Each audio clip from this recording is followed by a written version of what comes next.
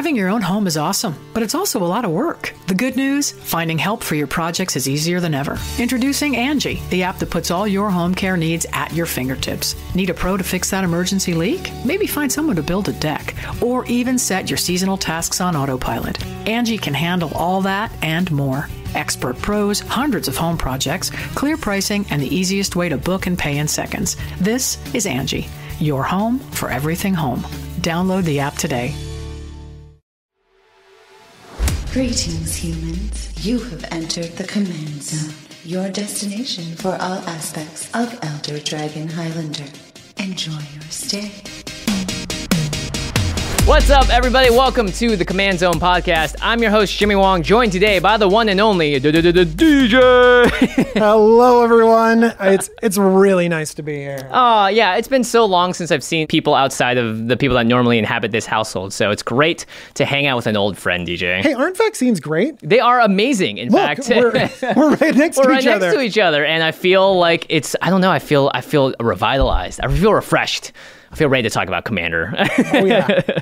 And that's exactly what we're doing today, because we are going to preview not just one card, but the entire pre-con deck for Boros. It is Lorehold Legacies. This is one of the 5 pre-cons that they're releasing alongside Strixhaven. It's the best part of the year. It comes at seemingly any point of the year now when we have all the pre-con decks, but this is really exciting. DJ, you got to look at this deck and you built this outline. Are you excited? I am super excited because this deck has a lot of really great value at every point. Financial value when you're playing it, value engines in it, but also there's some cards in here that could really shake up your Commander decks, even if you're not playing this specific precon. Yeah, dare we say format staple in red and white. Not kidding around. Before we get into it, though, if you want to pre-order this deck, and honestly, this is one of the ones that when I saw it, I'm like, I want this one. You should head on over to cardkingdom.com/commandzone. Just type it into your URL. You got all that Strixhaven stuff, 5 precons, tons of stuff to get right now. They're the people that we trust to get it to us the fastest at the quality that they promise. So make sure you use that affiliate link when you do. And when those cards arrive, throw them into some Ultra Pro sleeves. The fact that we have these out here makes me a little nervous, but they're on Ultra Pro playmats, so I'm a little more, I feel good about that part about it. Ultra Pro, another sponsor of the show. Again, you can get their products on Card Kingdom. You can also just get it at your LGS, because I think a lot of local stores are going to need a little bit of support as we get back into the card playing world, the physical one at least. And finally, the last way to support the show is patreon.com/commandzone. We shout out one lucky patron every week, and this week's episode is dedicated to Brandon Swiss. Brandon, you rock. There you go. Yeah, I was going to say, my brain just did this like, meh. I was like, wait a minute, do I need to say you rock? I've never done that. Okay, so let's get right into it. Lorehold Legacies. Lorehold is one of the 5 main colleges at Strixhaven, and Boros is their color. And just so you all know, we will all, and probably including DJ, be talking about these cards in depth, right? Analysis, what cards work with it, what it's similar to, what cards synergize with it in future reviews. Right now, we're here just to preview all of these awesome new cards so that you can see what's going on. We're also going to do that budget upgrade guide in the future. So don't worry if we don't talk about too much strategy here. There's a lot of new cards to get through, and we're really excited to analyze them and talk about them at a later date. Right now, we're just previewing them for your brains to explode about. Yeah, so we have 21 new cards in this. Yeah, that's a lot of stuff to talk about. Yeah. But 21 new cards in this Commander deck. I'm really excited. 4 of them are from the Strixhaven set, so you might be able to be drafting some of these a little bit later. But there's some really good ones. And in fact, there's 4 new legendary creatures. It's a good place to start. Yep. Let's start with the face card. Let's do it. So 2 of these 4 new legendary creatures are Boros legendaries. I'll start off with the one that's on the front of the box. It is Osgir, the Reconstructor. This is 2 red and a white for a 4/4 legendary creature, Giant Artificer. It's got Vigilance, as a lot of giants do, right? I guess they stand tall. Yeah, they do. Yeah, it's a giant thing. Now, that's 2 abilities on here, and you're going to very quickly see what Lorehold is all about when we talk about these cards. So the first ability is pay 1, sacrifice an artifact. Target creature you control gets +2/+0 until end of turn. And the second ability is pay X and then tap Osgir to exile an artifact with mana value X from your graveyard. So mana value, again, is the new name for CMC. And then create 2 tokens that are copies of the exiled card. activate only as a sorcery. So if you have a 3 CMC or 3 mana value card in your graveyard that's an artifact, you pay 3, tap Osgear, you exile that, and then you make 2 copies of it onto your battlefield, only at sorcery speed. You know, for a second I was afraid when you said sacrifice an artifact and grant power. That's like, oh my gosh, more attacking. But this is really a sacrifice outlet and a value engine built together into a commander that cares about artifacts. Yeah, and this is one of those cards where we like to say everything you need to know is on the card itself. Osgear will sacrifice the artifact for you, and then you can use Osgear to bring it back later on. These aren't copies that last until end of turn. They are token copies that exist until they go away, which is pretty powerful. So I really like this card a lot. Lorehold seems to be drawing a value in Boros, right, from the graveyard, and specifically with artifact recursion, which is a great spot, I think, for Boros to be in. It's not attacking, it's not equipment anymore like we've seen for way too long. Now we actually have some value tacked on. Yeah, we got some real archaeologists in Lorehaven. Hold. There we go. Lorehaven is Lorehaven. Everything. Lorehaven. Prishaven, Silverhaven. All right, we have another Boros commander, legendary creature in here. It's Alibu? Boo. Ancient Witness. It's a 4/5 legendary artifact creature golem. It's 3 red-white. Okay, so whenever one or more artifact creatures you control attack, Alibu deals X damage to any target, and you scry X, where X is the number of tapped artifacts you control. So this is pretty cool. It's an effect for all artifact creatures other than Alibu. They get haste, and then when they attack, this is going to do damage to them without even needing to attack. But then you get a scry X. So if you have a bunch of tapped artifacts already on the battlefield, mana rocks or whatever, that's a bunch of value. Yeah, this is great because you initially go Boros and you think, oh, well, if I attack with a bunch of artifacts, I'll deal more damage, and it feels very Boros-y. But then you mentioned mana rocks. There's tons of ways that you can tap artifacts. And then you don't have to attack. You have other ways of getting damage through, and scrying, like you mentioned. Yeah, exactly, right? You can just have one artifact creature attack, including Alibu as a 4/5, and then that's going to do X damage. Let's say you have 5 other artifacts tapped. That's going to do 5-6 damage, and then you're going to scry that many. That's pretty cool. When you're scrying about 3 or 4, that's basically drawing 1 to 2 cards at that point. It's what it feels like, at least. Alibu grants haste, which is really good if you are attacking. And we also have Thopter Engineer in this set. And so we have other ways of granting haste for our artifacts. Pretty exciting. Both of these, I think, are going to be really fun to build around. Obviously, they both work great together in the same deck as well, so I'm excited to see what goes on there. Okay, let's move on to the mono-colored legendaries. There are 2 of them. The first is Lashiel Clockwork Scholar. It's an elephant. 2 and a white for a 2/4 legendary creature, Elephant Artificer. Prevent all combat damage that will be dealt to attacking artifact creatures you control. Okay? And whenever 1 or more artifact creatures enter the battlefield under your control, draw a card. This ability triggers only once each turn. Oh. This again is doing something similar where you feel like it's the normal Boros thing where it's like, okay, it rewards you for attacking. Attacking, right. But then it has the card draw tacked onto it. It feels like it's riding the line between this whole deck, between being able to attack and then being able to do other value engine things. Yeah, just playing this as a 3-mana creature, and then anytime an artifact creature enters the battlefield under your control, once a turn, you draw a card. That is in and of itself good enough. And then it has this nice sort of Iroas ability tapped on where, it's, attacking artifact creatures don't take combat damage.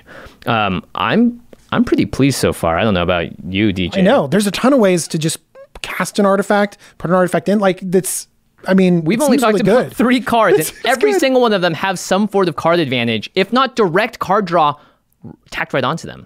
Good job, Wizards. All right, the next monocolored hero or legendary is Laelia, the Blade Reforged, 2 and red for a 2/2 legendary creature, Spirit Warrior. Has haste. Whenever Laelia, or Layla, honestly, whenever L attacks, exile the top card of your library. You may play that card this turn. And whenever you exile 1 or more cards from your library and or your graveyard, put a +1/+1 counter on Laelia. Okay. What do you like Impulsive Draw? Well, considering it's the only draw that Red's gotten, you're kind of forced to like it. But you watch as they keep making more and more impulsive draw effects over the years, and obviously, they get better and better with the more that you have because you have more options, and white has just been lagging behind. So I'm actually fine with this because there's now tons of ways to do this, obviously, right? But also, if you have other impulsive draw effects, then you're going to grow this creature as well, because it's not just its own exile, impulsive draw exile that grows it, it's anyone. Yeah, not to mention, and you wrote this down, I was like, oh my gosh, I didn't even see this, right? Cards like Underworld Breach and Grim Lavamancer work great here because it's whenever you exile one or more cards from your graveyard as well. So if you have ways to get rid of cards in your graveyard, that's another way to grow this really quickly. I think it's going to be very hard to block a card like Lelia when it's attacking. For sure.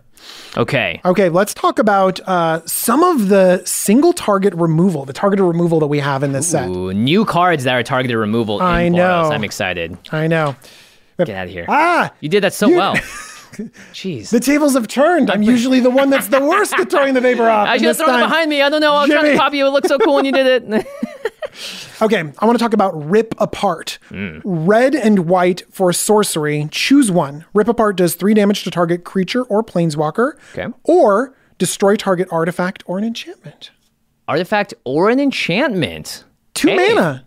Hey, 2 mana, sorcery speed. All right. Sorcery speed. But it doesn't target players, but I'm looking at this as this is nice and flexible here, right? Creature or planeswalker can get rid of a lot of stuff, and artifact or enchantment. It seems flexible, right? Yeah, it seems very flexible. I mean, enchantment removal, I think, is quickly growing to be one of the most important things I think I need in most Commander games. Much more than artifact removal, because so many enchantments are the kind of cards that win people the game. Especially because I see people willing to pay like 7 mana for big ones, too. So something like Rip Apart seems very, very solid. Yeah. Okay, and it's an uncommon. It's in the main set? In the main set. Okay, there you go. Draft it. All right, next up we have Excavation Technique, 3 and a white for a sorcery, and this has a new keyword ability on it. Demonstrate. When you cast this spell, you may copy it. If you do, choose an opponent to also copy it. Players may choose new targets for their copies. And what Excavation Technique does is destroy target non-land permanent. Its controller creates 2 treasure tokens. Okay, so this needs a little bit more explanation. Demonstrate is an optional ability. When I cast this, I don't have to copy it. But if I do, I can be like, DJ, I also want you to have a copy of this. So you get to choose new targets for your copy, and you get to destroy a target non-land permanent. However, the controller of that permanent makes 2 treasure tokens. Obviously, there would be a little bit of political talking beforehand, but I accept. Yeah, and I definitely want to do this because I get to do this twice now. You wrote this down, and I was like, wait a minute, what do you mean I get to do this twice? When I demonstrate, I get to cast it again, and I give you 1 copy, which seems great for you, but seems pretty good for me, too. So if we're in cahoots, which we're going to be, right? Right, of course. Then we look across the table at Josh's board, and we destroy 3 things? 3 things. Now, if we do 3 things on Josh's board, he does make 6 treasure tokens, but if those 3 things are more worth it than 6 extra mana, I mean, that seems pretty darn solid. The only thing that seems a little bad is like if you blow their commander up because you're giving them the mana to recast it, right? But that's interesting. Yeah. You are still putting them back quite a bit because they got to rebuild their board. I like it. I like Demonstrate as a mechanic. Yeah. I like the ability to finagle things. And also it's like a good sort of king killer effect. Yeah, because for in sure. Commander games, like people pull ahead and sometimes you got to team up to take down the person that's pulling ahead of everyone else. And cards like this can help equalize a game. Yep. And I personally like cards that ask players to work together rather than oppose each other all the time. So cards like this are really fun. Not to mention, right, I could target my own stuff. You could target your own stuff if you copy it, and then you're basically ramping. Wait, is this a ramp spell? This is a 4 mana, destroy one of your own things. It can't be a land, so you can't blow up a land, but you do ramp. Sacrifice 2 random things. Yeah. I mean, it seems really good with Osgear, right? Because Osgear can bring it back from the graveyard, and you get even more copies of it. But yeah, you could blow up your own stuff for sure and ramp. So hey, not bad. Okay, so as far as targeted removal goes, Excavation Technique is one of the more fascinating spells I think I've seen in Mono White in a very long time. And I'm pleased to say that it only gets better as we keep going through this set. So let's go into a new category that you listed as conditional value. So conditional value means you have to satisfy a condition to get some value, but the fact that you put the word value in a Boros deck. All of these cards, if you jump through the right hoops, will give you a ton of value. Okay, and we love jumping through hoops as Magic players. So the first up is Battle Mage's Bracers, 2 in a red for an artifact equipment. Equipped creature has haste. Whenever an ability of equipped creature is activated, if it isn't a mana ability, you may pay 1 generic mana. If you do copy that ability, you may choose new targets for the copy. And the equip cost here is 2. So at its basic, is a 3 mana spell that costs you to equip, and it gives equipped creature haste. And then it does something very powerful. A card called Illusionist Bracer does this. And that's one of the more powerful cards in Magic. Now, for Commander there's especially. a little bit of difference. Illusionist Bracers is completely colorless. This you have to be in red. Illusionist Bracers also doesn't have a mana sink. Like this makes you pay 1 in order to activate this thing. 1 is not a big cost. This also gives it haste. So maybe if you are comboing off or doing something valuable, you're like, okay, play the creature, immediately equip this thing, and then do the thing I want to do. Right, because you need that creature to activate its ability. The haste part is actually way less about attacking. Wow. Boros is just, they're like really trying to trick us. They're like, hey, haste is attacking. It's like, no. It's about activating abilities because of this card. That's very exciting. I definitely think there's a lot of combo potential here. And again, we'll talk more in depth about those combos when we do our full set review. You want to read the next one? Yeah, go for it. Okay. Audacious Reshapers. 2 and a red for a 3/3 creature human artificer. You can tap and sacrifice an artifact and reveal cards from the top of your library until you reveal an artifact card. Put that card onto the battlefield and the rest on the bottom of your library in a random order. Audacious Reshapers deals damage to you equal to the number of cards revealed this way. Whoa. Hold up. I didn't even see that last part because the rest of this is gravy. Sack an artifact, a really crappy one, and then you can get a Blightsteel Colossus. You could. It's left up to the randomness of the top of your library, and if you have crappy artifacts to sacrifice, there are probably at least a couple more in your library somewhere. Right. So but this is the great red randomness that I like. But a lot of times you can set it up so that it is, a lot better than you might think. And I could totally see decks that play blue or other top deck manipulation colors can play really well with this because you brainstorm and then audacious something nuts, right? So pretty interesting stuff there. There's a lot of different decks that kind of polymorph, you know what I mean? That effect in blue specifically, but you just kind of go until you get the top of your deck. In this deck specifically, just for playstyle purposes, you have a ton of artifacts. You're probably going to take 3 damage, because the artifact count is so high. So you're just like, all right, trade it in for something better. And then this Osgear isn't a can one-off bring it effect. back, right? It's a creature. Yeah. And you're right. He can bring it back. There's a ton of recursion in here too. Yeah, and you can sacrifice a treasure, maybe from an excavation technique targeting yourself. There's lots of stuff you can do here, so pretty interesting. Jimmy? Yeah? Would you like a secret rendezvous? Sure. Where are we meeting? Where are we dropping? I don't know where we're meeting, but we're going to draw some cards together. Oh, what? I'm there, dude. You should have told me that first. Does it need to be a secret? Secret Rendezvous is 1 white for sorcery. You and target opponent each draw 3 cards. That's a mono white card that just said draw 6. Morrow teased this, by the way. He teased this that there was a white card that said draw 3 on it or whatever like that. Yeah, that's right. But people were racking their brains like, in what world would white draw 3 cards? This is unbelievable. What's the downside? This is the world. Yeah. The downside is you have to give your opponent 3 cards. Okay. I mean, again, like you said, great point with the excavation technique earlier, which is like there's going to be Kingmaker moments and King Toppler moments. And this seems like a really solid way, especially if you're in a deck that wants to, right? And like, do you play Humble Defector? I do play Humble Defector. Yeah, I think this is better. Do you play Temple Bell or Howling Mine? Oh, yeah. Totally. Okay. And in this case, you don't need to target the player that's in first. In fact, this could earn you a lot of great points here. You and target opponent each draw 3 cards. I would actually do a lot to make this deal. For you to pay 3 mana for me to draw cards. Yeah. Like, I would definitely give you a card's worth of value for that. Right. Maybe you could do something like, look, I'll draw 3 cards, and then one of the cards I draw, or a card in my hand, will be in your honor because you helped me draw it or whatever. Pull a card off the top of the deck, and you're just like, this one right here. Yeah. It's yours, Jimmy. Is it a a land? I don't know. I don't know. It's a secret, is right? Is it an amazing spell? You don't know either, but this one's yours. Yeah, this is cool, though. I mean, I like the lore here, which is like 2 students from other colleges are meeting and trading information. I like that. Yeah, because it says Strixhaven's 5 colleges encourage natural rivalries among the student, but some bonds transcend all barriers. Aww. That is nice. I like having you here. It's not a secret anymore, but it is a rendezvous. Okay, let's move on to Flexible Mana Fixing, another great name of a category here. So we have some interesting cards. These are not as flashy as what we've seen before, but they're so powerful. So the first is Ruin Grinder, 5 and a red for a 7/4 artifact creature construct with Menace or Menace. When Ruin Grinder dies, each player may discard their hand and draw 7 cards. An optional wheel when this 6-mana artifact dies. It also has Mountain Cycling for 2. So Mountain Cycling, similar to Land Cycling. You basically pay 2 mana, discard this card, and you can go through your deck for a mountain card.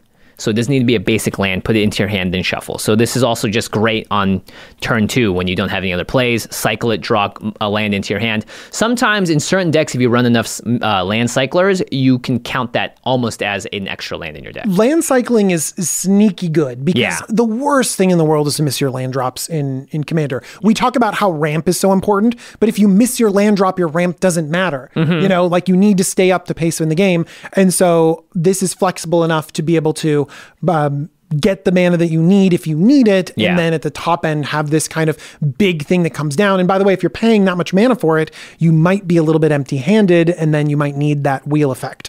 Yeah, no kidding. And you have ways to sacrifice artifacts in this deck. This seems like a really good card, actually. I think this is sneaky good. Do you know what else it is, too? What is it? Do you need a way to get an artifact just into your graveyard to cheat it back into play, or just to have it there in general? Yep. You got an easy cycling effect to just throw it in there. Yeah, and honestly, 2 mana is not a huge cost to draw a land into your hand. Like you could read this as mono red, pay 2 mana, draw a land that fixes you, which is pretty solid. Yeah. Angel of the Ruins is 5 white for a 5/7 artifact creature angel. It has flying, and when Angel of the Ruins enters the battlefield, exile up to 2 target artifact and or enchantments. And this is an artifact? It is an artifact. Okay. Artifacty angel. And then it has plane cycling for 2. Oh, okay. So these are the cycling friends. Yeah, these are the cycling friends. They're buddies, you know. How much would you pay to exile 2 artifacts or enchantments? Typically, we have 4 mana, so we're about 4 mana. Standard for that, right? Okay. And then what would you pay for a 5/7 flyer? 5 to 6 mana, probably. We're getting there, folks. This is kind of a good value. 7 mana, blow 2 things up and get a huge flyer. And have the flexibility of getting your land if you need to, or getting this into the graveyard if you need to. Yeah. Now, sometimes when you need artifacts and enchantments gone, you need them gone. Right. You know what I mean? So this is almost like value destroy artifacts or enchantments rather than I need to answer this, I need to deal with the board state kind of thing. You know what I mean? Yeah. So it is definitely a little bit limited, but I'm surprised at the power level of these kind of what seems like big dumb throwaway cards, you know? Honestly, I kind of really like this card. White has a lot of ways to flicker stuff. Yeah. So if you're flickering it, awesome. If you're in red and white, there are times when you die to flyers and you need a way to stabilize the board as well as deal with threats. It's not just enough to play a bird creature. Sometimes you need to get rid of something and have a threat in the way. So that's why Enter the Battlefield abilities are so good. Angel of the Ruins. I hope I never get ruined by it, but maybe I'll ruin someone else. Okay, and then we have 2 lands that are, one of them is in the main set, which is Lorehold Campus, the actual campus. It is a land that taps for red or white, enters the battlefield tapped, and you can pay 4 mana to tap it and scry 1. So this is about as common as it gets. 4 mana. Common power level, yeah. No thanks. Also, it enters the battlefield tapped. So, I mean, if you're really struggling for card advantage, maybe. I mean, are you playing Guild Gates, Jimmy? No. Okay. Then, yeah. Then no, this card's not. Honestly, I might want the land that gives me a life when it enters the battlefield tapped more than the Lorehold Campus, because based on some of the cards we're going to talk about later, card advantage is not as much of a big deal anymore for these colors. The other land is Study Hall, which bears some similarities to Opal Palace. So you can tap it to add colorless, or you can pay 1 and tap it to add 1 mana of any color. When you spend this mana to cast your commander, you scry X, where X is the number of times it's been cast from the command zone this game. So at the most, you're probably going to scry 1 for it. But if you think about it, you're paying 1 extra mana to cast your commander and scry 1. So that's actually not the worst, but it's not flashy. Doesn't it seem weird that it's just in 2 colors in Boros that you would, like, need this level of fixing? It feels clunky. Right. You don't necessarily need this, but if your Boros deck just has like 5 non-basics, I think Study Hall is fine. Just because you're not going to be choked on colors too often, and it's not like it's in a color like black where you need to have black mana producers because so many cards ask you of that. All right, so that is the first set of new cards, but we're going to take a quick mid-roll break, and when we come back, DJ, I believe we are going to potentially talk about cards that we might mention in every single set review moving forward. These are some powerful cards. There's some very powerful cards. We'll be right back to talk about them in a moment. I am Rage Incarnate, Fury made flesh. I am the Inferno Titan, and anger brings me power! Or, at least that's how I used to justify my behavior. The truth is, I wasn't in control of my emotions. That's why I turned to BetterHelp. They assessed my needs and matched me with my therapist, Dave, an anger management specialist. Now, Dave and I set up weekly meetings online or over the phone, so I never have to leave the comfort of my living room. And with BetterHelp, I can message Dave anytime I want if I'm feeling too hot-headed. Plus, they have counselors who work with grief, anxiety, depression, and a whole bunch of other issues. So no matter what's bothering you, BetterHelp is there. We want you to start living a happier life today. As a fan of the Command Zone, you'll get 10% off your first month by visiting our sponsor at betterhelp.com/CommandZone. Join over 1 million people who have taken charge of their mental health. Again, that's BetterHelp, HELP.com/CommandZone. Sure, I still get angry when Sun Titan eats guacamole that I clearly labeled as mine. But now I can manage it. See? I barely even exploded there. Thanks, Dave. The Command Zone presents Masterpiece Saga Theater. Timuret calls the dead. I swear, if this is about my car warranty. Hello, Gravecrawler speaking. Hey, buddy, it's me, Timuret. What's up? Timuret, oh hey, you never call. Well, I just switched to Mint Mobile, the premium wireless service, so my phone bills aren't eating me alive anymore. Not that we're alive. But yeah, Mint Mobile hooked me up with an awesome phone plan for only $15 a month. All of their plans come with unlimited talk and text on the nation's largest 5G network, so I don't have to hold off on calling the dead anymore. Hey, you should get Mint Mobile. It could save you some good money. Maybe I will. Then I could spend less time at my dead-end job. Oh, you still working for... That wizard who sacrifices me over and over again? Yep. To get your new wireless plan for just $15 a month and get the plan shipped to your door for free, go to mintmobile.com/command. That's mintmobile.com/command. Cut your wireless bill to $15 a month at mintmobile.com/command. Next time, you know you could just text me. Yeah, but who's gonna write a saga called Timuret Texts the Dead? That's a good point. Okay. Hey, where's Jimmy been all day? He said he was going to brush up on call time draft by watching the limited resources set reviews. What? Those things go on for hours and hours. I gotta stop him. It might be too late already. Ugh, eyes so tired. Screen blurry. Jimmy! Huh? Marshall? LSV, is that you? No, it's Josh. Oh, you've got screen days. You gotta rest your eyes. Here, put these Raycons in, stat. Oh, yeah. Closing my eyes and listening to the high-quality audio from these Raycon earbuds with seamless Bluetooth pairing, feels really nice. And don't worry, Raycon's batteries last up to 6 hours, and they're water and sweat resistant, so you can listen all day. That'll get you through the whole set review. You're right. And they're super affordable, half the price of other premium brands. Man, I should have been listening with these instead of watching the whole time. Maybe then I wouldn't have this headache. Nah, you'd probably still have it. Those set reviews are really dense. Raycon's offering 15% off all their products for Command Zone listeners. And here's what you gotta do to get it. Go to buyraycon.com/command. That's it. You'll get 15% off your entire Raycon order, so feel free to grab a pair and a spare. That's 15% off at buyraycon.com/command. Again, buyraycon.com/command. Having your own home is awesome, but it's also a lot of work. The good news? Finding help for your projects is easier than ever. Introducing Angie, the app that puts all your home care needs at your fingertips. Need a pro to fix that emergency leak? Maybe find someone to build a deck, or even set your seasonal tasks on autopilot. Angie can handle all that and more. Expert pros, hundreds of home projects, clear pricing, and the easiest way to book and pay in seconds. This is Angie, your home for everything home. Download the app today. For Ogilvy and IKEA, this is a 60-second stereo radio spot titled Thank You Home, code number YIKA0983. Home. You were a lot more than just a home this year. Thank you for letting me eat all those meals at my desk, or take all those morning meetings from bed, make the office chair my midday nap spot, our area rug my yoga mat, and our closets into storage for all our anxiety shopping. Yeah, you wore a lot of hats. Well, we mostly wore sweatpants, which now have their very own dresser drawer thanks to you. I know it wasn't always great. We accidentally killed a lot of plants, learned a lot of really bad dance moves, relearned a lot of 4th grade math, spent a whole month rearranging the office furniture every day, but you always gave us space to sleep it off. So thank you, home. At IKEA, we think home deserves more credit for staying organized even when life is messy, for keeping us energized, for boosting our calm. Home does a lot for you, which is why we want to do more for your home.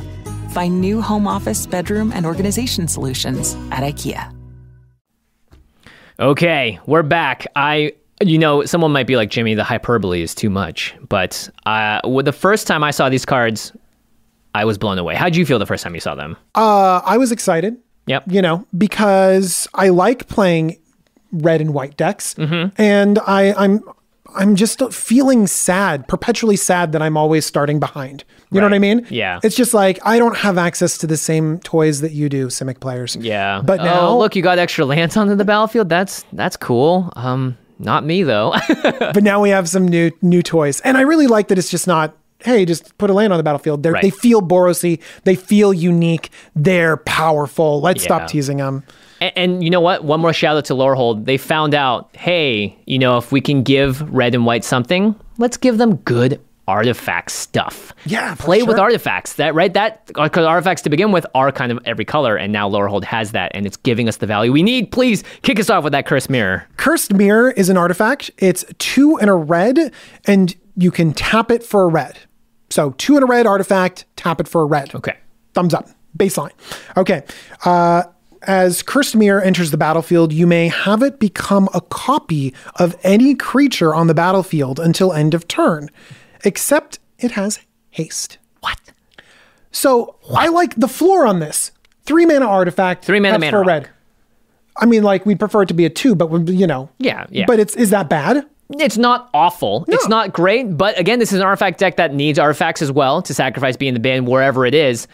But this second part? What about the ability late game to draw your mana rock and be like, oh, I'm going to copy your Eldrazi. Yeah. I'm going to copy your Atali. I'm going to copy your dragon, your angel, your anything. And it has haste, so you can swing with it that turn. You know, obviously it's going to switch back into the Cursed Mirror afterwards, but sometimes it doesn't matter, right? Let's say someone has a crazy creature out, like a Hellkite Tyrant, that's also in the deck, by the way, and you swing with that thing, that's a massive swing. Clone effects, copy effects, they're fun in Commander. I like playing with them. Yeah. They're really fun. They're very fair because you're looking at the board and you're playing something that's reacting to the board in front of you, you know, and they're good catch-up mechanics too. Someone has a crazy board state and then suddenly this can save you. So this is a card that can do things that a lot of other cards can't. Yeah. And it's just a mana rock. Yeah, as it enters the battlefield too, so you're going to get the ETB abilities of stuff. Oh my gosh, I didn't think of that. And it's a 3 mana, right? Normally for 3 mana, it's like, oh, okay, you're going to active treason something. But at the end of the day, when that creature is done for and it turns back into the Cursed Mirror, you just have a mana rock. Just think about all the ETBs that you can get off of this. Sun Titan. I mean, right? You're going to find value somewhere else from someone else's thing, because you are in Boros or you're mono red. I think this is like, honestly, this feels like this is the other thing. You can copy your own creatures. Cursed Mirror is pushed. I think this card is absolutely pushed for a mono red artifact. I mean, the only way that this could be more powerful, I think, is if you made it a permanent copy or if it costs 2 mana. Like, the fact that those are small things, honestly. Yeah, because if you want a permanent copy, you know, they're Dax, I know you have to go into blue, but Dax duplicate, 4 mana, copy a thing, has haste, something like that. But I love the fact that when you don't, sometimes a copy doesn't work. Sometimes it's turn 3 and like there isn't really a good creature to put on the battlefield. It doesn't matter. You just play your mana rock. This card is almost never dead. And even if you could copy something impactful on turn 3, like what if you copy Nazuza and then put 2 more lands on the battlefield, right? Oh, gosh, Jimmy, you're blowing my mind. There's just so much stuff. Stop naming staples that work with this card. Yeah, right. They're all of them. All of them, yeah. There's no CMC requirements. It can be any creature, including your own. It just seems very, very powerful. I just love that you can use it early and late. And the best part is, that's not even the best card that we're going to be talking about. No. Okay, next up we have Monologue Tax. 2 and a white for an enchantment. Whenever an opponent casts their second spell each turn, you create a treasure token.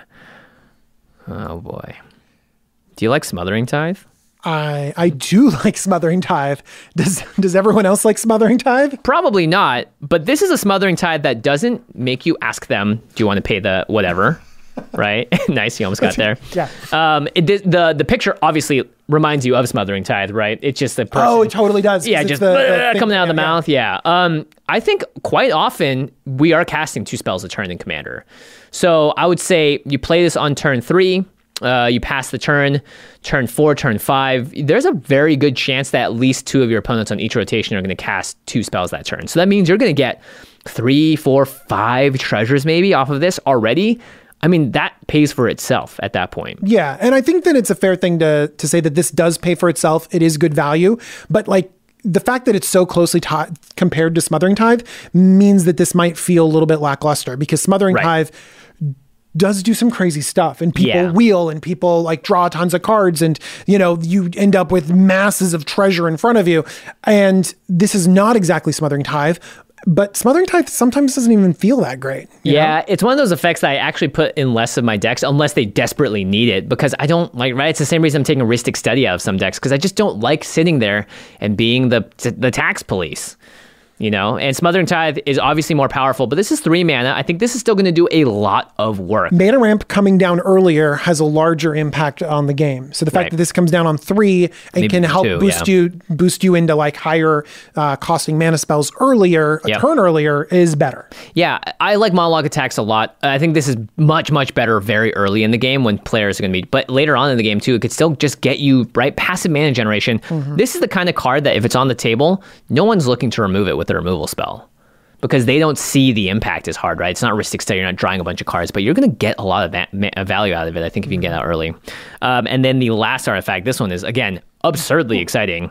Archaeomancer's Map. 2 in the white for an artifact. When Archaeomancer's Map enters the battlefield, search your library for up to 2 basic Plains cards, reveal them, put them into your hand, then shuffle. So right off the bat, this is Divination. It's a 3 mana draw 2 spell at sorcery speed. People discriminate, but lands are cards too. Yeah, 100%. Because when you cast your Divination, you could just draw 2 lands off the top of your library. This gets you 2 planes specifically, basic planes. But the second part is where things get nuts. This needs to do more. You don't play Divination in any of your decks, right? Okay. But I will play this now in a lot. Okay, so the second part of Archaeomancer's Map. Whenever a land enters the battlefield under an opponent's control, if that player controls more lands than you, then you may put a land card from your hand onto the battlefield. Static effect, rest of the game, you just drew 2 planes, and this is how you catch up. Wow. It's not just players playing lands too. Fetch lands, cracked any myriad landscapes. Anytime a player puts a land out and the land comes in and they have more lands than you, you get to ramp a card out of your hand immediately. This is great, because this isn't just the 2 lands that you draw. These are lands for the rest of the game. Yeah. You're going to have lands on the battlefield, and there is going to be someone that has more than you. Yeah. It's always going to happen. And so this effect of just keep catching up over and over again is great. It's great. Yeah, and sure, at some point maybe you run out of lands to put onto the battlefield, but this at the very least does the thing that we really want white to be able to do, which is catch up to the opponent in a way that feels fair. Because white isn't the color that's going to jump in front of your opponents, but it is totally the one that's about balancing things out. Catching up is definitely, I think, the theme that we're seeing here. Boros is now loving artifacts and value. Red loves impulsive draw. White likes to catch up. So if your opponents are casting more spells, the tax you create is I get to get more treasures. Smothering Tithe, all that stuff. Yeah, I mean, 3 mana sort of spell in green, like Cultivator, Kodama's Reach, Commander Staples, you get a land on the battlefield and you draw a land essentially for 3 mana. This, I mean, all that has to happen is someone plays a land that has more than you, and suddenly you take that plains that you got and put it on the battlefield, and you just Kodama's Reached. You just cultivated, but you still have this effect on the battlefield. Yeah, that's great. And this is another one of those effects where no one's going to get rid of it, because who wants to waste an artifact removal spell on something like this when something crazy is on the other side? Heck, as long as you're not the first player, Archaeomancer's Map looks amazing. Because, if you're the second player, even the player that's in the first in the turn order, they should be hitting lands every turn, and that means that you at some point will be able to put that land on the battlefield. Amazing. So I'm pretty sure we are going to see all 3 of these cards quite a bit. Monologue Tax and Archaeomancer's Map are both definitely staples of decks that need it in mono white, 2-color white spells, as long as green is not involved, really, or blue. Okay, there's a lot of caveats. There's a lot of caveats, but people jokingly say, I don't know if you see these comments on game nights, but I'm like, yes, all the 4 colors of Magic are represented today because we just have avoided having white on the show for 3 episodes. Yeah, so finally, white gets a couple of tools that are going to be able to catch them up to the rest of the squad. Okay, this next covering subject, that's a weird way of saying it, is Graveyard Recursion. So why don't you take us away with the first one here? All right, the first one is Wake the Past. It's 5 red-white for sorcery. It's a lot of mana.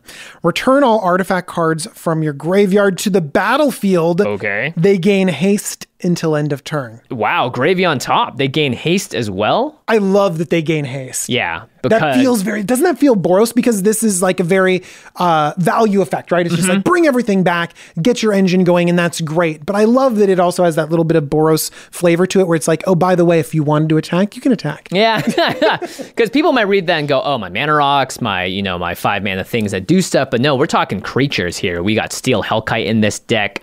There is lots of cards that would love to get haste when they come back. Not to mention, they're there forever. So this is a sort of 7 mana win the game type of spell in Boros now. You got to build around artifacts, but hey, you know what? It's better than building around attacking, I think. This deck is built around artifacts. It goes in perfectly. And there's a ton of ways to get artifacts in there. Your commander gets artifacts in there. And you might want to bring this one back because you're probably not hard casting it as often. I'd rather pay 7 mana than 9 because this is a 9 mana card called Triplicate Titan. That's a 9/9 artifact creature golem with flying, vigilance, and trample. So that by itself is pretty scary. Flying, vigilance, trample, no one's going to block this thing anytime soon. But if they do get rid of it, if they're like too scary, well, when it dies, you create 3 things. 1, a 3/3 colorless golem artifact creature token with flying. And a 3/3 colorless golem artifact creature with vigilance. And can you guess the last one? A 3/3 golem artifact creature with trample. So the Titan becomes all 3 of its parts here. You can see it's got like a bull head, a bird head, and a dude with a spear on it. So I guess those represent all 3 things it can turn into. Wow. This card seems really fun to cheat out with one of your commander cards. It seems like a really good card to get out with Wake the Past. Pretty powerful. Obviously, a 9 mana card like Phyrexian Triniform, they're hard to cast. So you're going to want to find a way to get it out the battlefield otherwise. But artifacts are a little bit easier to cheat into play than a lot of other things. And some of the other big artifacts that we see, like a Blightsteel Colossus, can't stay in your graveyard very long. Same thing with Eldrazi. They have these shuffle effects, these ways to get them back into their library. And finally, we have big 9 mana dumb thing that we can reanimate or, cheat into play. And you know what? This deck has a ton of mana ramp too. So there's a chance you just top deck it and cast it. Yep, that seems pretty good. Otherwise, maybe you're using, I don't know, you're using something else, right? You're playing Awake the Past, or you're getting this on the battlefield. Yeah. And or you're using Audacious Reshapers to reshape into a 9-man, right? Reshape into it. And then if someone targets it removal, you use the Reshapers to get rid of it, and you get 3 3/3s. Jeez. Woo. Party. I like it. I like it a lot. I like that. Okay, Reconstruct History. It's 2 red and a white for sorcery. Return up to 1 target artifact card, enchantment card, sorcery, instant, planeswalker. And then from your graveyard to your hand, and then you exile this. Am I really holding 5 fingers? That's 5 things. That's 5. Nice. Can't do that. You couldn't do that a freaking month ago. Now I know, we can't. right? Vaccines rock. Okay. Wow. That's a lot of value. That's a lot. That's 5 things. Yeah, you can return back. Even if you get, are you happy if you get 1 thing? No. 2 things? Yes, actually. Yeah, that's what I was going to say. 4 mana, return 2 things in red and white. And again, you have the whole range. Creature, artifact, enchantment, sorcery. No creature. Oh, no creature, sorry. Artifact, sorcery, instant, enchantment, or planeswalker. Yes. Jeez, that is pretty good. I mean, just looking at the cards that we even have on the you're going to get an artifact every time out of this deck. Yeah, you're always going to get an artifact. You could get your monologue tax back. You could get your rip apart, your wake the past. There's so many things you can pick up here. You're getting 2-for-1s all the time, and every so often you're going to achievement unlock to get a 5-for-1. In Boros for 4. Yeah, that is an achievement unlocked. I mean, if you have, and red's got tons of ways to discard cards as well. So I could totally see playing into a Reconstruct History play where you're doing your faithless looting or whatever, getting stuff into the bin. Everyone's like, why are you discarding that? It's so good. You'd be like, you're ready to see the most nuts play that I've ever done in Boros? Getting it all back. Reconstructing History indeed. This is in the main set too, by the way. Yeah. So I like that, right? Artifacts, as we saw, they were, what were they called back in the day? They were historic cards. If they're an artifact enchantment, there's like a name for them. Yeah, a legendary or artifact or saga or whatever. So yeah, saga. So it looks like they're playing back into that idea of history, artifacts, telling stories. And so Lorehold, I'm so proud of you. Where were you 3 years ago? We needed your school and your teaching out in the world much earlier than we got it. I actually really like this card because it rewards you building balanced decks too.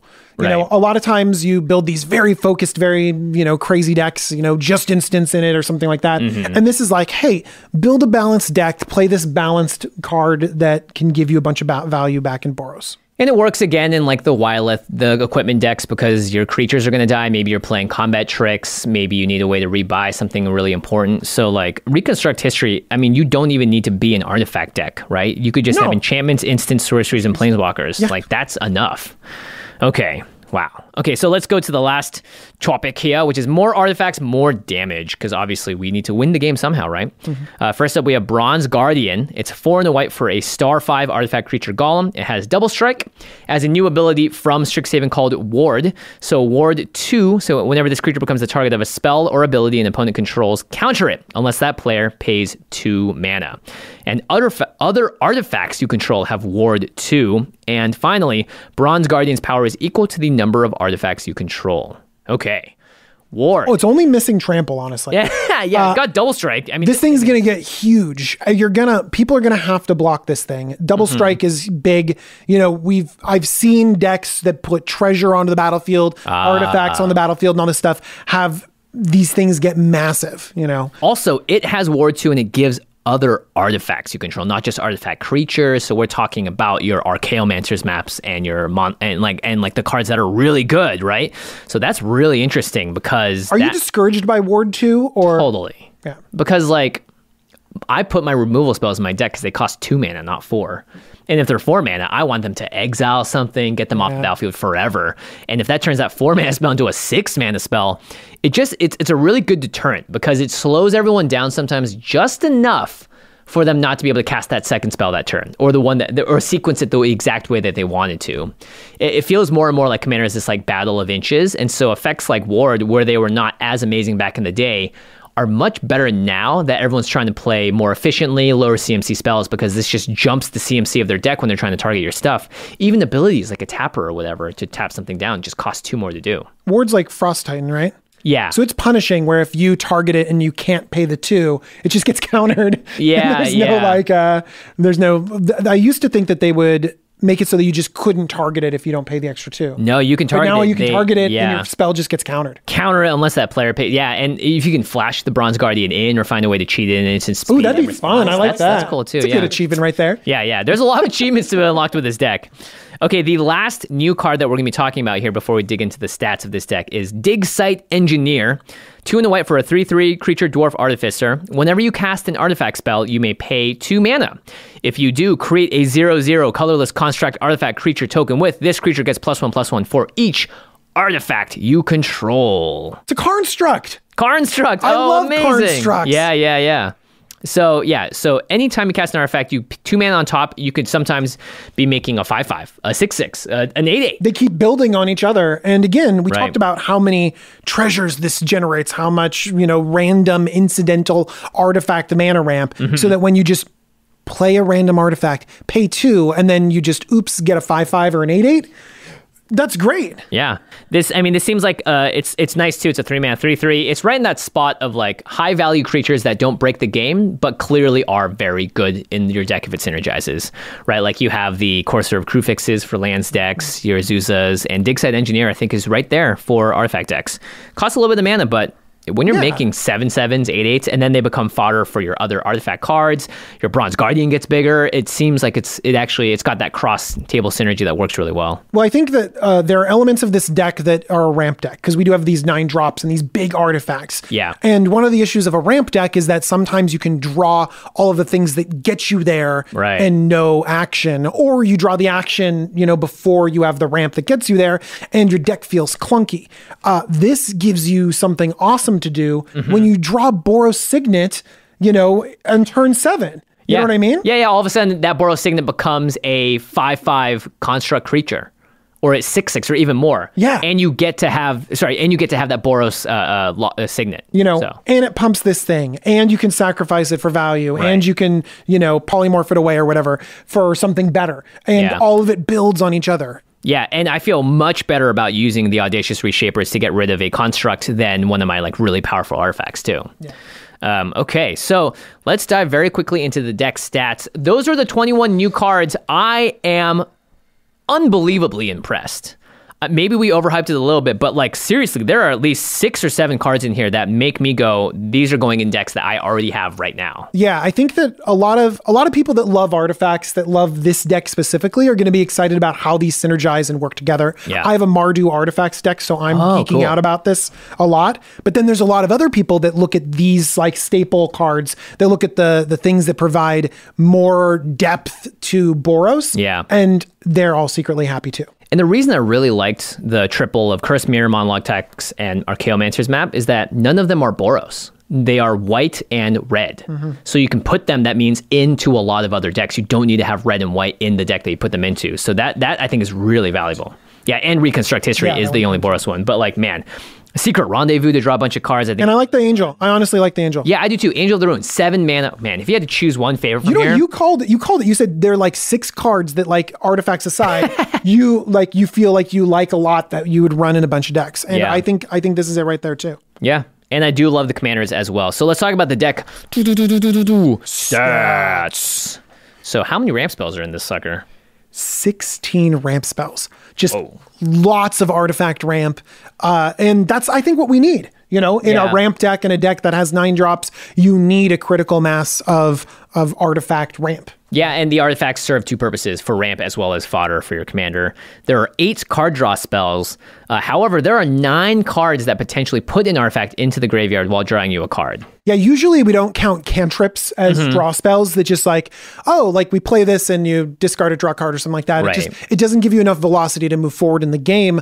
But in this deck, getting artifacts or getting things into the graveyard does give you value. And so it's important to note that there's a lot of cards in here that like kind of cycle themselves or put themselves in the graveyard or cantrip a little bit. And we had the Mountain Cycler and the Plane Cycler. So those are both, they look so much better because of the synergy and the enabling effect that they have. There are 11 targeted removal spells. So that's, we just talked about in the most recent episode of deck building template that you got to up this number now for targeted removal, and 11 versions of that's perfect. That's great. Right in the right spot. Yeah. And also we didn't skimp on the board wipes either. There are 4 board wipes. Okay. It feels like this is really well balanced. It does. I mean, just looking at these cards here alone, right? There aren't too many cards that are like, there's a couple of 5 drops, there's a 9 drop, a 7 drop, but there's so much value packed into the cards that it doesn't feel like you're going to be sort of like just doing nothing. And I know the deck has lots of big impactful spells as well, but this does seem really nice. And board wipes obviously better in artifact decks, especially when you don't care when the stuff goes to the graveyard. So seems like there's a lot of value here. Well balanced. Good job on the pre-con construction. And we'll obviously go more into that when we do our budget deck tech upgrades and all that. But from what DJ and I see here, we give it 2 enthusiastic thumbs ups. Okay, so this deck, a lot of the cards we didn't talk about are all the cards that are in the deck itself. And it looks like, the deck strategy is just get value out of artifacts, mess with your opponents, get rid of their stuff, outvalue them over the long run, and kind of grind them down a little bit. And then maybe do the Boros thing, which is swinging for the double striker, or hit them really hard with these giant flyers. Yeah, your commander really adds a lot of value because you can play your normal game plan of ramping and playing artifacts. And that totally works. And that's what makes a powerful commander in many cases, that you can have your game plan go on without it. But when you do play your commander, then that gives you that added benefit of giving access to your graveyard. And that's going to be super important. Sacrifice outlet built in, and then doubling up on those things in your graveyard. Like, hey, let's just double up the Soul Ring that someone blew up. Or let's discard, an Ancient Den that's in this deck and then suddenly be able to have 2 lands and ramp that way. Yeah, that's really exciting. The fact that you can get rid of these Darksteel Citadel, Great Furnace, these are just great lands because they count towards your artifact total and they're a land drop. So you can already feel the synergy sort of clasping together here. I'm a big fan of this deck so far, just based off of that alone. Yeah, and I think that a lot of times we want to be doing things in commander games, and I feel like the curve in this deck is good enough and there's enough ramp in this deck that you can always you're always doing things. And then when you run out of things to do, your commander gives you card advantage. We see all of these other things that give you card advantage that let you churn through your deck. And then You're not just creating like this value engine that doesn't do anything, that just draws cards, that dirtles out. You're playing fun, impactful, big spells. We've got reprints like Bosch and Mirror Battlesphere. Oh, yeah. Meteor Golem, the 9-drop that we talked about before. Just like Titan. Big things to cheat out with Feldon and Duretti also in here. Big things. Oh, yeah, that's right. Yeah, Feldon's to bring back and have haste, with that big 7-mana, bring everything back spell. Yeah, and then you have cards like Mycosynth Wellspring or Ichor Wellspring, which both want to be sacrificed and play really well in a deck like this. You've got your classics, you got the Soul Ring Arcane Signet and everything. Oh, yeah, you have Steel Overseer. I like Steel Overseer, man. Nice. Just because you go wide, you put Karnstructs onto the battlefield, And then boom. In the pre-constructed, the deck upgrade thing, when we analyze this deck a little bit deeper, we'll talk about maybe taking it in a cheat big things into play direction or go wide direction. But I really like that, even though this deck might work against itself a little bit, I like that. It feels like a great mid-range deck that always has something to do. Yeah, that's a really interesting way of putting it, because you're right, you could hone in on the strategy and just be like, we want to cheat huge things out, and that's that Feldon of the third path type deck, or we want to go wide. I think the real reason that Osgir just resonates so much is because when he sacrifices the artifact, he actually is a combat trick. He makes a creature get +2/+0. So that means that you could be doing a huge combat, and then out of nowhere, it's really hard to block, and also you could have lethal just by sacking enough artifacts. It's cheap enough. So it is really interesting. Obviously, Osgir works great in terms of just being in combat, and you don't want to block him as well. He's a 4/4 with vigilance, so he can attack, do that sacrificing thing. There's just a lot of synergy here. So the sacrificing thing, you make a really good point about that, because there's been a lot of times in my artifact deck where I'm attacking with, 7 Thopters or something like that, 7 Flyers or something like that, and then being able to, okay, you don't block this one. Okay, sacrifice the one you block, sacrifice the one you block, sacrifice right, because they're going to die because they're 1/1 and then or whatever. get in all of that damage where you need to. Mm-hmm. It feels Boros. I like that. Feels Boros in that regard, and then obviously you're going to sacrifice the artifacts you want to recur. But the fact that you can do both is great. Because like you just said, typically your deck just being like, okay, well, I'm doing the combat trick thing, but now you have a very legitimate way to use the graveyard that you're sacrificing stuff into. So how the deck plays. Do you think this deck is fun to play? From this alone, heck yeah. It's very fun to play. I'm super excited about it. I gave it a few little test runs. I tried to goldfish it a little bit, and it was fun. I loved how often you had mana rocks to play. I feel like that sometimes keeps some precons from competing against other decks is just that you can't keep up. You can't ramp or draw enough cards. And I didn't feel like that in this deck. I felt like there was always something to do. And I really liked getting into the mid game because I felt like my commander gained value. Doubling up things out of your graveyard was so fun. Being able to strategically bin stuff to get it back later, to churn through your deck was so fun. Yeah. Okay, now let's ask the real question. Does this deck make financial sense? So we're going to look at the value of the cards. We do this for all of the new precons typically, and we take the value at the moment of recording. So this is obviously going to change once people know what the cards are and the reprints are. But let's look at Commander 2019. The average reprint value was about $80 per deck. In 2020 for Ikoria, the average reprint value rose to about $96. And for the Strixhaven Lorehold deck reprint value, we are at a solid $103. So that's pretty good reprint value. Let's take a look at actually where they come from, because this one's a little bit skewed in one direction here. Yeah, we have some real big major reprints, but there are only 3 cards over $5. Mm-hmm. And that's a little bit of a deviation from past sets where they had the average of about 5 cards over $5. Yep. But these 3 cards, like 2 of them are way over $5. 4x, 5x even. Yeah, we have Hellkite Tyrant at $25. Yep. Hellkite Tyrant, by the way, is fun. Yes. It is a fun card. I'm so glad it got reprinted.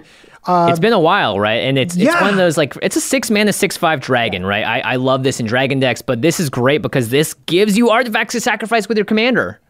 It's amazing. A win condition too. Like you could win with this deck because the other deck says if you have 20 or more artifacts, you win the game. Yeah, you could actually, right? You got a Mirror Battlesphere here. If you're making 2 copies of that, if you're making a bunch of... You're making Karnstructs all the time. You're making Treasure all the time. Yeah, the Hellkite... Wow, that's actually true. It is a straight-up win condition in this deck.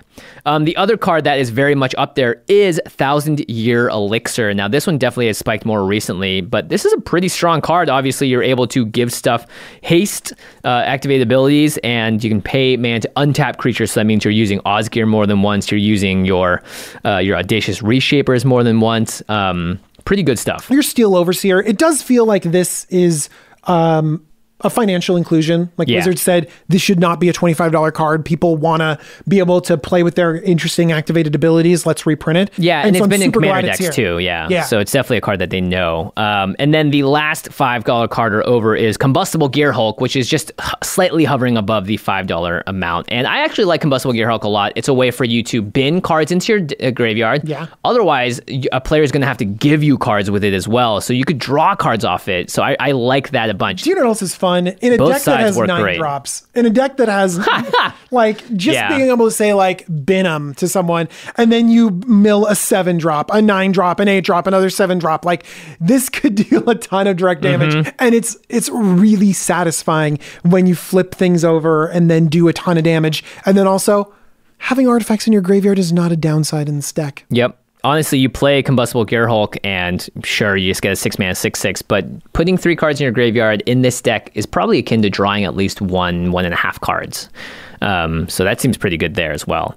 Now, there are 14 cards over $2, and the average in 2020 for the decks was 17 cards over $2 in each deck, but you've got really great inclusions with Steel Overseer, which used to cost a ton, by the way. Yeah, dropped to around $3 now. Yeah. You know? And then you have Solemn, Simulacrum, Steel, Arcane Signet, Soul Ring, all of those cards, obviously, format staples. And you just mentioned a bunch of format. I mean, Steel Overseer definitely goes in artifact decks, but you mentioned a bunch of format staples, just like you said. And so I think that Wizards is doing that a lot more often, which is putting in a lot of format staples. But you guys can do math. That means that there are a lot of cards that are, 50 cents, 25 cents and stuff like that. Yep. I think that's the new standard in these kinds of decks. But honestly, I don't mind. I don't mind it either. In fact, I'm just looking at this, right? We have Duplicate Steel Hellkite, you have Commander Sphere, you have Hedron Archive. I would highly recommend a new player buy this deck because just by itself, you can put Duplicate and Steel Hellkite in pretty much any Commander deck and not feel bad about it. Yeah. Obviously, it's better in this one, but this feels like a really great starting place for just a bunch of different, Sculpting Steel is another amazing budget card if you don't have, amazing artifacts, but you want to copy your opponents. Soul Ring, Arcane Signet, Mind Stone, Yeah. just like really, really good ramp spells that go in a lot of different decks. Yeah, so I'm feeling really good about that. So to the listeners, are you excited about this deck? Because me and DJ, I mean, we're like children. It's like Christmas over here for us. It is Commander Christmas, isn't it? Yeah, except red and green has turned into red and white because this deck is blowing my mind. I can't wait to see what's in the other precons. My only hope is that they don't have so much value that it just makes this one look pale in comparison, Do you know what? I think that, remember, all of the value that we're giving is just the reprint value. Yeah. It doesn't take into consideration these format staples that we talked about. Yeah. So what's going to happen is that people the other reprints are going to go down a little bit. Hopefully they're going to go down. People are going to play with, all of these amazing cards, Yeah. Arcane Signet, go down, be $1, all that good stuff. But then we get to play with these new cards, and these new cards hold a lot of value, and they hold a lot. Strong. Yeah, They're gonna be great. I think we're going to see Archaeomancer's Map in monologue text quite a bit, and Curse Mirror is just going to be one of those cards when it gets played on turn 8, everyone's going to go, oh, what? It does. Not everyone. I'm going to go, oh, what? Oh, because you're the one playing. Yeah. Oh, what? Take that, opponent. So let us know if any of these new cards slot perfectly into your existing Commander decks. Maybe there is a cool strategy that we didn't think about that you love to see with these new synergies that are artifacts or not. And of course, if you want to pick up this deck, and now that you know what the reprints are, if you want to pick up any of these new format staples, head on over, cardkingdom.com/command zone. That's our affiliate link. When you do so, you're going to head to one of the best businesses around when it comes to buying and selling cards. You can trade in cards to them as well, but most importantly, get the cards you want. Get the Monologue Taxes, the Archaeomancer's Map, the Cursed Mirrors. Play with cool new cards. That's my favorite part about Commander Christmas. And they did such a good job with Commander Legends that I have a lot of faith that they're making good stuff for Commander. Maybe we were complaining about red and white a couple of years ago, and it looks like finally we kind of caught up to the development cycle. Weren't they? They were telling us. Yeah, just wait. They were like, just wait. You're going to get a little bit every time. And I think that we are getting a little bit more every single time. Yeah. And it feels good. It feels good. It feels really good. One can only hope that, right? I think this is the exact right power level that I want it to be. None of us are really interested in playing competitive EDH, we don't need these staple-y type cards to be 2 mana, 1 mana. We'd rather them be, 3 or 4. I think 4 has been like this is our balanced mana cost in Magic. And I think that's just the right place to be, so it doesn't go crazy with the competitive players in Legacy and all those older formats to shoot the prices up. Hopefully, they'll be widely accessible to everyone. And finally, Ultra Pro is another sponsor of the show. When you get these decks, you might want to get the Lorehold specific sleeves, the Lorehold specific playmat. Yeah, rep your college, right? Rep your college, yeah. I'm really excited. I'm just glad that we are not on Ravnica and doing the same 2-color pair names over and over again. I think Boros is going to become Lorehold for me in terms of how I describe it. Just like, oh, what kind of deck are you playing? Oh, Lorehold deck. It's a Lorehold colors deck. And they're like, oh, what's that? You mean Boros? No. No, Lorehold. Yeah, Boros is more about attacking. I'm more about value over here. And of course, let's move on to the end step where we talk about something cool outside the world of Magic. Before we started, DJ was like, I don't know what to talk about. But I think I do know what you want to talk about. What do I want to talk about? The fact that we can both sit here right next to each other and be free and happy and feel safe because of vaccines. They're rolling out all around the country and the world. I think we passed the 100 million mark by like 50-something days instead of 100. Yeah. So it was good.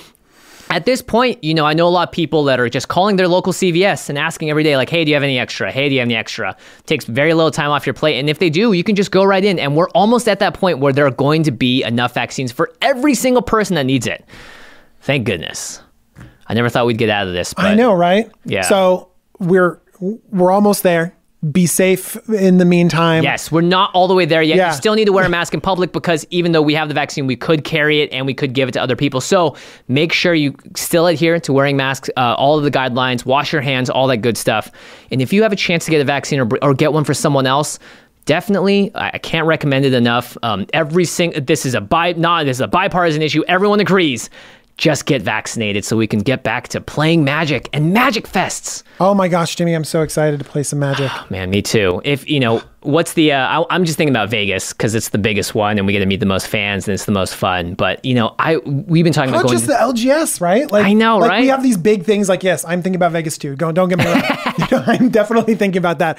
But I'm also thinking about just having my friends over. I want to do a Commander Legends draft so badly. How much storage boxes we have? This is not outside the world of Magic, but I have just boxes of stuff where I'm like, put it on the shelf and I'm like, someday. You're like singing to it. Someday. It's looking at you, a little tear drops down its eye. It's like, please play me. Yeah, so I can't wait to do all of that. Hope all of you can find out vaccines and stuff. Just call around all your CVSs. Those types of areas are going to be providing them as well. The same people that give you flu shots. So very excited. The light is at the end of the tunnel. We just have to hold out a little bit more, and we're going to get there, everyone. Okay, cleanup step. Our editing, graphics, and logistics team here at the show. Manson Lung, Craig Blanchett, Ashlyn Rose, Lady Danger, Alfred Estaka, Josh Murphy, Jake Boss, Patrick Nam, Jordan Pridgeon, Arthur Meadowcraft, Sam Waller, Josh Lee Quiet, and DJ. You had to take a breath in the middle of that. Yeah, I did. I don't think I could do the whole thing. And of course, special thanks to Jeffrey Palmer. He does those cool animations in front of our show, sometimes behind us. You can find him online at Living Cards MTG. He's just another one of our graphics teams here at this point. So, DJ, it's so good to have you here. It's so good to podcast again with you. I still think about that bling episode we do sometimes. I do too. It's mostly because I keep buying more bling. Yeah, I just restocked my bling stock and I got a couple of new cards. I love the fact that that new Cultivate, by the way, the full art one from M20, I think, might be one of my favorite treatments of that kind. I'm looking at old bordered foils from Time Spiral Master. Oh man, I really hope that set gets another reprint because those cards look so cool. The Tassiger that got played on game nights from Cassius in the old frame. So good. When it happened, I was like, that's exactly how that card should look. I know. Oh my gosh. All right, everyone. That does it for us getting really crazy about Lorehold. There's plenty more deck reveals out there. Make sure you go look for them. I think they're all dropping around this time frame. And of course, we got tons more content on the way, so make sure you subscribe to our channel. Follow DJ. Where can they find you online? Jumbo Commander. Jumbo Commander. I have a YouTube channel. I have a Twitter. I'll be around here too. Yeah. All right, everyone. Thanks so much for watching. Thank you. We'll see you next time. Bye-bye.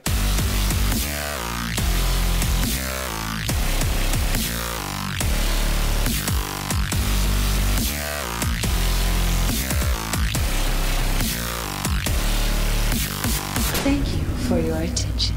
For further inquiries, send an email to commandcast@rocketjump.com or ask us on Twitter @JFWong and @JoshLeeQuai.